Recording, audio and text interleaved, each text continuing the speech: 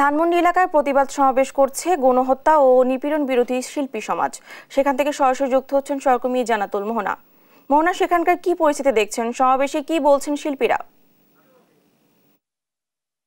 মাঠের সামনে জড়ো হয়েছেন এবং তারা জানাতে চাচ্ছেন, বারবার বলছেন যে তারা দেখেছেন যে এই কোটা সংস্কার আন্দোলনকে ঘিরে যে সহিংসতা হয়েছে, যে গণহত্যা হয়েছে, সেই গণহত্যার বিরুদ্ধে তারা বারবার জানিয়েছেন, তারা এর নিন্দা জানিয়েছেন, ধিক্কার জানিয়েছেন এবং তারা জানাতে চাচ্ছেন যে এই গণহত্যার কারণে যে গণগ্রেপ্তার চলছে তা অবিলম্বে তা যাতে বন্ধ করে দেয় সরকার এবং এই জন্য যারা হত্যাকাণ্ড হয়েছে, যাদেরকে মৃত্যুবরণ করেছে, তাদের যাতে নিরপেক্ষ সুষ্ঠু বিচার হয়, সেই জন্য কিন্তু তারা এই আবহনী মাঠের সামনে জড়ো হয়েছেন। আমরা যদি দেখাতে চাই যে শিল্পী সমাজ আমরা যাদেরকে বলছি, অর্থাৎ তারা হচ্ছে যে যেই ব্যানারের নিচে দাঁড়িয়েছেন সেখানে উপস্থিত রয়েছেন অনেকেই এবং যারা শিল্প এবং যারা চলচ্চিত্র শিল্প বলেন বা মানবাধিকার কর্মী বলেন বা আর্কিটেকচার বা অন্য ধরনের যাদেরকেই বলেন না কেন, তারা কিন্তু এখানে জড়ো হয়েছে এই সমাবেশে এবং সকলেই কিন্তু এখানে বেলা 11টা থেকে বৃষ্টির মধ্যে দাঁড়িয়ে তারা তাদের সমাবেশ কার্যক্রম চালু রেখেছেন এবং তারা 3টি দাবি জানিয়েছেন। তাদের প্রথম দাবিটি হচ্ছে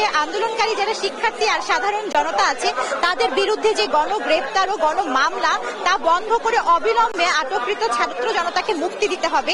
তাদের দ্বিতীয় দাবিটি হচ্ছে যে কারফিউ তুলে নিয়ে জনগণের স্বস্তি ফিরিয়ে আনতে হবে এবং সকল শিক্ষা প্রতিষ্ঠানে শিক্ষার পরিবেশ ফিরিয়ে আনতে আইন শৃঙ্খলা রক্ষাকারী বাহিনী ও সরকার দলীয় যে বাহিনী রয়েছে তাদেরকে মুক্ত করতে হবে এবং কোটা সংস্কার আন্দোলন দমনের নামে যে ধরনের হত্যাকাণ্ডের নিরপেক্ষ গ্রহণযোগ্য তদন্ত ও বিচার বাস্তবায়নের লক্ষ্যে হত্যাকাণ্ডের দায় স্বীকার করে অবিলম্বে তারা সরকারের পদত্যাগ দাবি করছেন এবং তাদের আমরা অনেকের সাথে কথা বলেছি, তারা বারবার জানিয়েছেন আমাদেরকে যে যেন এই হত্যাকাণ্ড বা যে অবিচার হয়েছে সাধারণ জনতার উপরে, তারা বারবার বলছেন যে অবিচার হয়েছে, হত্যাকাণ্ড হয়েছে, তার বিরোধিতাও তারা করছেন এবং আপনারাও দেখছেন যে এই মুহূর্তে তাদের যে প্রতিবাদ বা বিক্ষোভ সমাবেশ তার কিন্তু সমাপ্তি হচ্ছে। এখানে আমরা দেখেছি ব্যারিস্টার রুমিন ফারানা সহ বিভিন্ন মানবাধিকার কর্মীরা এখানে জমায়েত হয়েছেন, এখানে তারা আছেন। তো আমাদের সাথে আমরা এখানে যখন জড়ো হই তখন প্রচন্ড বৃষ্টি ছিল, তো সে প্রচন্ড বৃষ্টির মধ্যেও কিন্তু তারা এখানে প্রতিবাদ সমাবেশ করছিল।